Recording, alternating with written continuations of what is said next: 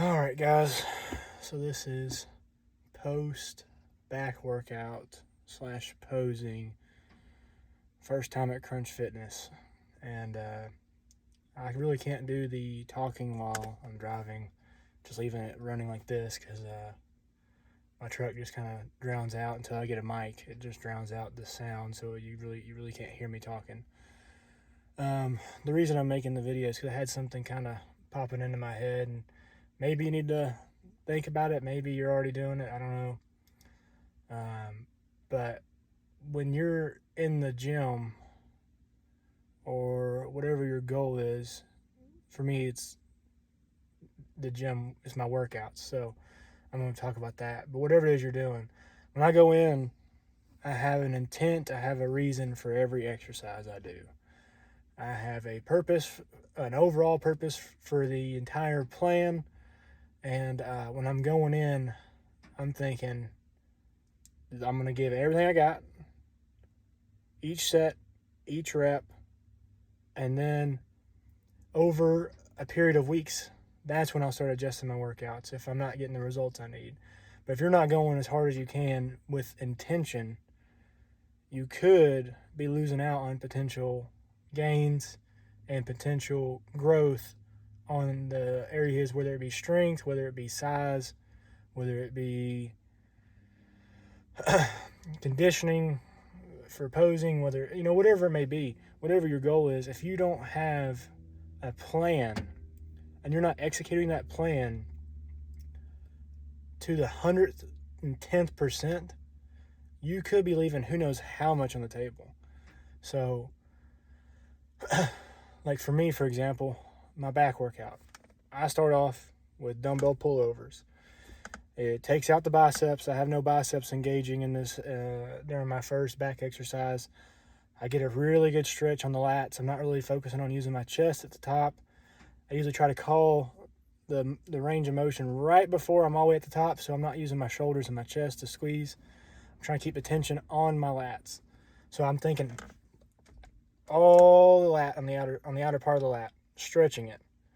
Then I'm going to go to V-bar pull downs.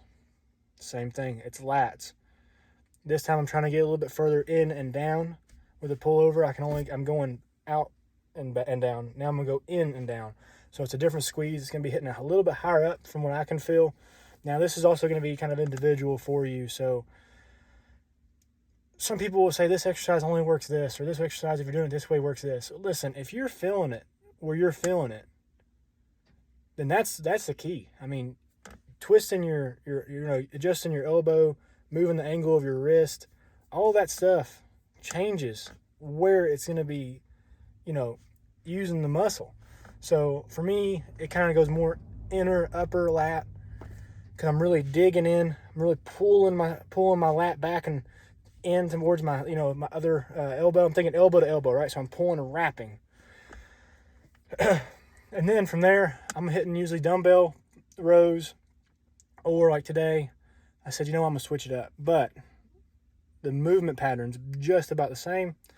But with a machine, I can get a little bit more focus. I decided machine row. And when I'm pulling the machine in, I'm pulling my elbow and my hand higher up. So I'm hitting my mid-low trap. I'm really focusing in there. I'm trying to keep my lat out of it so the range of motion's not so dramatically forward, so I'm not stretching my lat. I'm really wanting to hit the middle of the back. And then from there, that's 3 exercises. I'm pretty gassed getting there at this point, after my warm-up sets and then my working set. From there, I go to my deadlifts. I do my deadlifts last for a few reasons. One, I don't have to use as much weight, so I'm not lifting as heavy as what I could if I put it in the front, so I'm being a little bit safer. I'm fatigued. But that also means I'm having less systemic fatigue over the long term, especially when you're doing a lot of, even though I'm doing low volume for bodybuilding, it's still high volume overall because of the amount of workouts I'm doing a week. So keeping the fatigue as low as I can with a very stressful lift, because deadlifts, barbell squats, and a few others, they're really taxing, especially when you're in a deficit. So lower weight, still heavy as I can go, but lower weight because it's towards the end of the workout. And at this point, I'm really just focusing on just literally, I just want to just destroy the entire back. I'm getting some lower, like deadlifts just work everything, lower back all the way up to traps. I have a really I can try to isolate lower back or something like that, but honestly, for me, it's just my entire back is smoked at the end of it. I try not to get too much hamstring engagement, so I really hug the bar to my legs. But then you're thinking about it. So for overall, I'm going outer back, lower, inner, then I'm hitting the middle of the back, then I'm hitting the overall back. And I do my traps specifically usually on the back end of my shoulder days. So just whenever you're doing your workouts, think of the reason for why you're doing that specific exercise. Like if you're just following a plan, don't just follow it. Think why. Why is this movement important for me to use towards my goals and my plan? Because if you, like for example, like right now I'm trying to build my lower, middle, upper back because I have the lat width, but my thickness I'm trying to build on. So I need to probably cut back on the volley or on the amount of workouts I'm putting towards my lats. So because like I'm doing the dumbbell and the dumbbell pullover and I'm doing the V-bar, and I could probably throw in another row, or I could probably, you know what I mean, like just something to get more that middle thickness. And these are things that you should always be thinking about. Like get a good plan, follow it, know the reason why, and then adjust from there to your individual needs.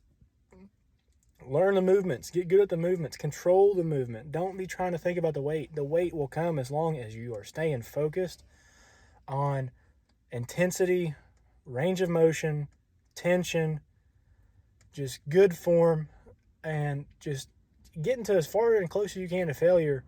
It don't matter how many sets you're doing, you need to get within 3 reps or 2 failure and beyond. So if you're doing 3-4 sets, it don't matter. 1 set, it don't matter. You need to focus on getting as close as you can to where you can't move it anymore while maintaining good form and you're not swinging it around. And if somebody was to look at you, they would say, what movement, what exercise are they doing? You want to make it still controlled, but it needs to be controlled failure. That's been the biggest change in my plan over the past few years, is that right there has made me grow so much more, especially the legs, the back, well, really my whole body. So just something to think about. I'm going to end this one here.